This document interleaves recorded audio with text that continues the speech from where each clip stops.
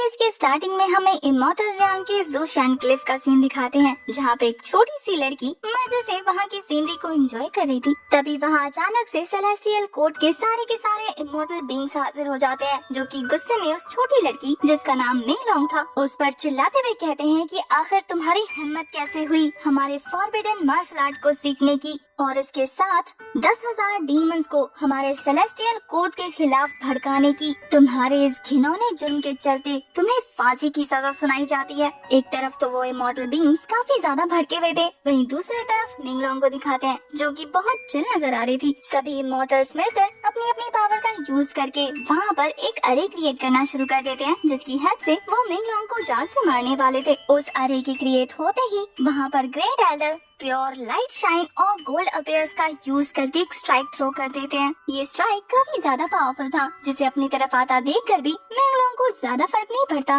बल्कि वो तो अपना कान खुजाते हुए अपने कान के अंदर से एक छोटा सा स्टाफ बाहर निकालती है। अपने ड्रैगन स्टाफ का यूज करते हुए वो उस पावरफुल अटैक को डिस्ट्रॉय करते हुए कहती है कि अब यहाँ पर तबाही मच रही है, मुझे तो पीचेस भी कलेक्ट करने थे, घर जाकर कपड़े भी धोने थे, सारा काम खराब हो गया, इसके लिए तुम्हें सबक तो सिखाना पड़ेगा। ये बोलने के बाद अपनी लाठी का यूज करके उनमें से एक एल्डर को मारकर उनका मुंह टेढ़ा कर देती है। तभी वहाँ पर उसकी पावर को यूज करता देखकर अम्ब्रेला यूज करने वाले एल्डर आ जाते हैं, जो कि काफी पावरफुल थंडर क्रिएट करते हुए उसके ऊपर अटैक करने वाले थे। पर मिंगलोंग तो काफी ज्यादा स्वैग में उन्हें वहाँ से मारकर गायब कर देती है। और फिर जब बाकी सारे एल्डर्स उस पर थंडर स्ट्राइक करने वाले थे, तो वो उन सभी को मारकर कहती है कि मुझसे दूर रहो। उस अकेली छोटी लड़की ने अपनी पावर की हेल्प से उन सभी एल्डर्स के नाक में दम कर दिया था। अब वो इन सभी के मास्टरमाइंड जेड एम्परर को चुनौती देते हुए कहती है कि ओल्ड जेड एम्परर, क्या आप सामने भी आएंगे या इसी तरीके से छुप छुप कर डर्टी ट्रिक्स प्ले करते रहेंगे। खुद को चुनौती देता देखकर जेड एम्परर भड़कते हुए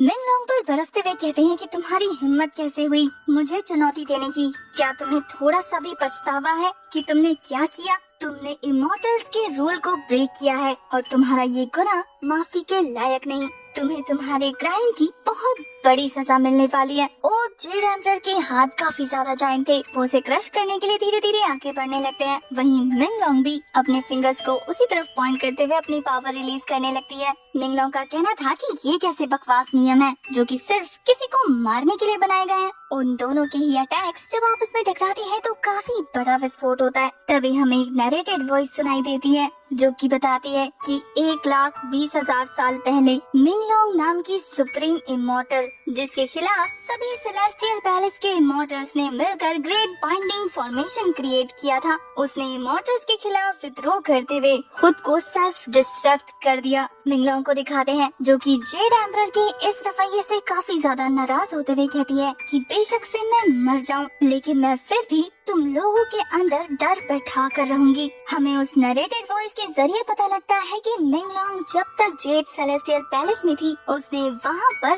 काफी तबाही मचा के रखी हुई थी, और उसके सेल्फ डिस्ट्रक्टेड होने के बाद इमॉर्टल्स की काफी बड़ी आर्मी बुरी तरीके से डिस्ट्रॉय हो चुकी थी, और उसका वो गोल्डन स्टाफ उसके मरने के बाद एक उल्का पिंड में क्रिएट होकर पानी में गायब हो जाता है। अब कहानी प्रेजेंट में यानी कि 1,20,000 साल के बाद दिखाते हैं। ये जगह थी तोंगटियान स्वॉर्ड सेक्ट, जहाँ के इमॉर्टल बीस्ट गार्डन में हमारे हीरो वुयू को काफी बेरहमी से पोल से बांधकर काफी बुरी तरीके से पीटा जा रहा था। वो सर्वेंट उस पर कोड़े बरसाते हुए कहता है कि अभी तक तुमने इस बात को कन्फेस नहीं किया, पर वुयू कहता है कि जब मैंने वो क्राइम किया ही नहीं तो फिर तुम क्या चाहते हो कि मैं क्या कन्फेस करूं। वो सर्वेंट तो वुयू को टॉन्ट मारते हुए कहता है कि मेरे ग्रेट प्रिंस वुयू, शायद आप भूल गए हैं कि अब आप तोंगटियान स्वॉर्ड सेक्ट के प्रिंस नहीं बल्कि यहाँ के लोएस्ट सर्वेंट हैं। इसलिए बेहतर होगा कि अपने अकड़ और घमंड को नीचे करते हुए ये एक्सेप्ट कर लो कि तुमने हमारे सेट के क्रेन को जहर देकर मारा है।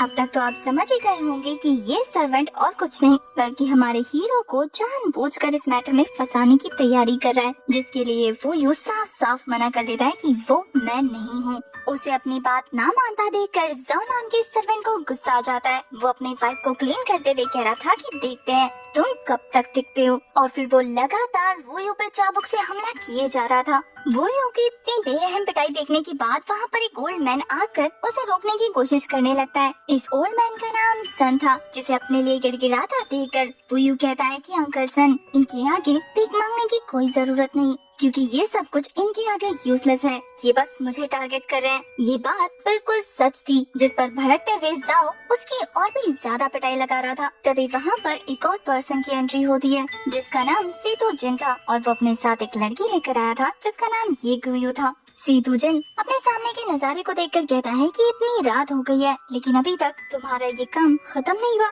जाओ उसके आगे झुकते हुए कह रहा था कि मास्टर जिन मुझे माफ कर दीजिए, ये लड़का काफी ज्यादा ढीठ है। ये एक्सेप्ट करने को तैयार ही नहीं कि इसने आपके क्रेन को जहर दिया, पर आप फिक्र मत कीजिए, मैं इससे उगलवा लूंगा। पर सीतू जिन तो सर्वेंट को धमकाते हुए कहता है कि मुझे ऐसा क्यों लग रहा है कि तुम काफी ज्यादा पोलाइट हो रहे हो।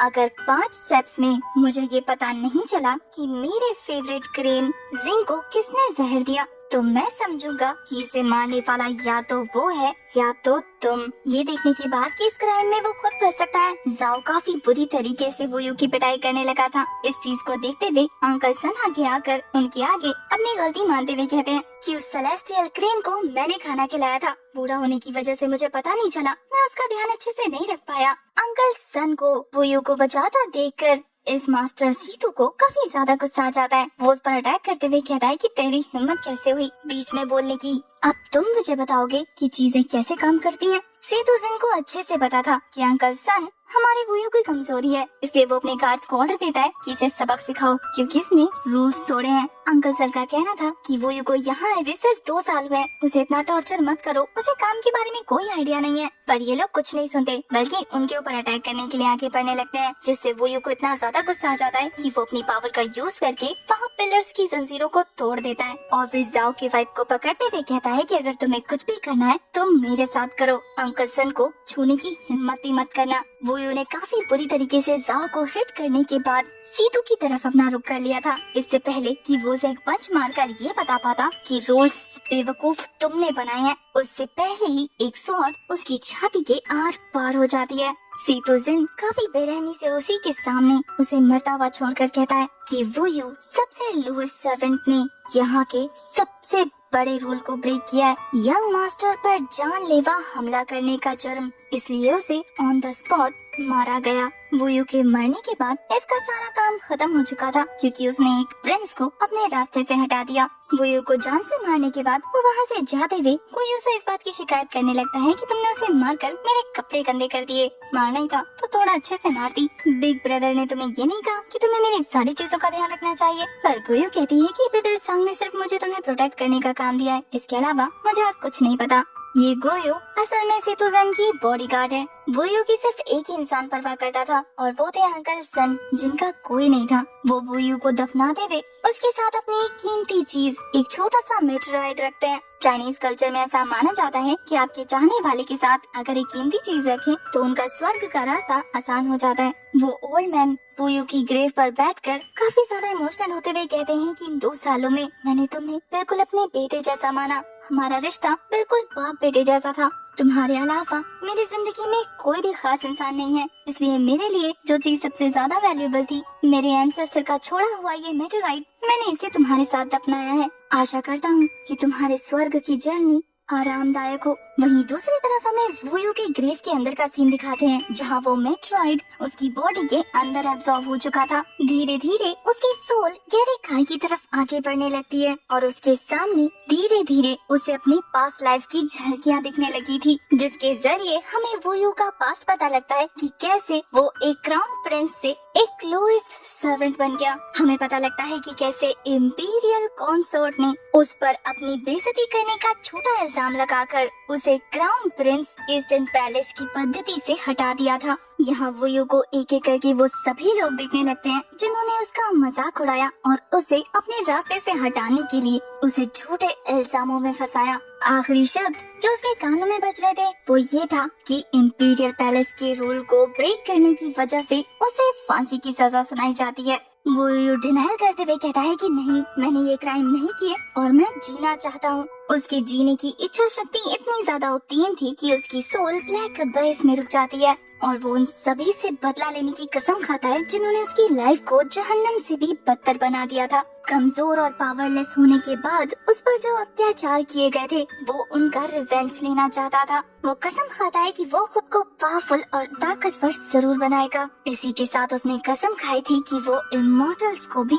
एशेस में कन्वर्ट कर देगा। देखते ही देखते उसकी बॉडी ग्लो करने लगती है और उस लाखों साल पुराने मेट्रोइड की पावर उसकी बॉडी के अंदर एंटर हो जाती है। वोयो की बॉडी में एंटर हो रही पावर काफी ज्यादा थी। उसकी आंखों का कलर भी चेंज हो जाता है। ये पावर वो खुद भी महसूस कर पा रहा था। अब उसकी पावर हेवन के सेलेस्टियल पैलेस के इमॉर्टल बीइंग्स जितनी हो चुकी थी। ये पावर और किसी की नहीं बल्कि मिंगलोंग की थी, जिसकी वॉइस सुनाई देती है। वो बताती है कि मैं सेलेस्टियल पैलेस की सुप्रीम इमॉर्टल हूँ और मेरी यह असीम ताकत उसे हासिल होगी जिसके पास अपने भाग्य को बदलने का मौका है। उसने जितनी भी फॉरबिडन टेक्निक सीखी थी वो सारी की सारी वो वोयो के अंदर ट्रांसफर करने लगती है। इन सारे टेक्निक्स का नाम वज्रक बॉडी टेक्निक्स था। इसी के साथ वो वॉइस बताती है कि इन सारी पावर्स को ऑब्टेन करने के बाद वो हेवन में एंटर होने के लायक हो जाएगा। वो पर्सन अनडाइंग और इंडेस्ट्रक्टिबल बन जाएगा।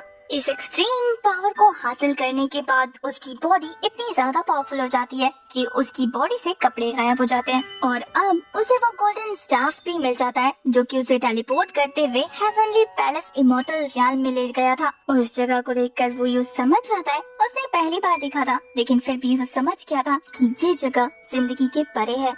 इधर दूसरी तरफ रियल वर्ल्ड में ओल्ड मैन सन को दिखाते हैं जो कि वोयू की ग्रेव पर बैठकर अपना शोक मना रहे थे कि तभी उनके पास साओ आ जाता है जो कि अंकल सन को टॉन्ट मारते हुए कहता है कि अपने मगरमच्छ के आंसू बहाने बंद करो। अंकल सन को समझ नहीं आता कि अब ये जानवर यहाँ पर क्या लेने आया है। उसके पूछने पर वो कहता है कि ऑफ कोर्स मैं यहाँ तुम्हारे लिए आया हूँ। तुम्हारा पोता कब्र में अकेला लेटा है, तुम्हें उसका साथ देने के लिए उसके पास भी तो भेजना है। अब तुम्हें कुछ करने पर वो थोड़ी ना कब्र से उठकर आकर मुझे मारेगा। इसका मतलब मैं तुम्हारे साथ कुछ भी कर सकता हूँ और आज तुम्हारा आखिरी दिन है। ये बोलने के बाद वो जैसे ही उसे मारने के लिए उस पर हिट करने जाता है तभी वो ग्रेव ब्लास्ट हो जाती है और उसके हिट से साओ काफी दूर जाकर गिरता है। उसे समझ नहीं आता कि अचानक से ये ग्रेव कैसे ब्लास्ट हो गई। तभी हमें पेड़ पे लगा हुआ एक छोटा सा ककून दिखाते हैं जो कि खुद को तोड़ते हुए एक ब्यूटीफुल सी बटरफ्लाई में कन्वर्ट हो जाती है जो कि बहुत ज्यादा पावरफुल थी और ये और किसी को नहीं बल्कि हमारे वोयू को रिप्रेजेंट कर रही थी कि अब वो भी अपने ककून को तोड़कर एक ब्यूटीफुल और पावरफुल बटरफ्लाई में कन्वर्ट हो गया है। वोयू को अपने सामने जिंदा सही सलामत देखने के बाद तो साओ की बोलती बंद हो जाती है। वो कहता है कि तुम ग्रेव से बाहर कैसे आए, तुम तो मारे गए थे ना,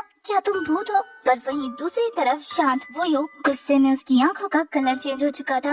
वो काफी ज्यादा गुस्से में कहता है कि तुम्हारी हिम्मत कैसे हुई, आखिर तुम किसको कब्र में भेजने वाले थे? अब साओ की खैर नहीं। अब देखना ये है कि नेक्स्ट एपिसोड में हमारा वोयू उसका क्या हल करता है। अगर आपको ये एपिसोड पसंद आया है तो बढ़ के नेक्स्ट पार्ट के लिए कमेंट कीजिए। तब तक के लिए बाय बाय, टेक केयर।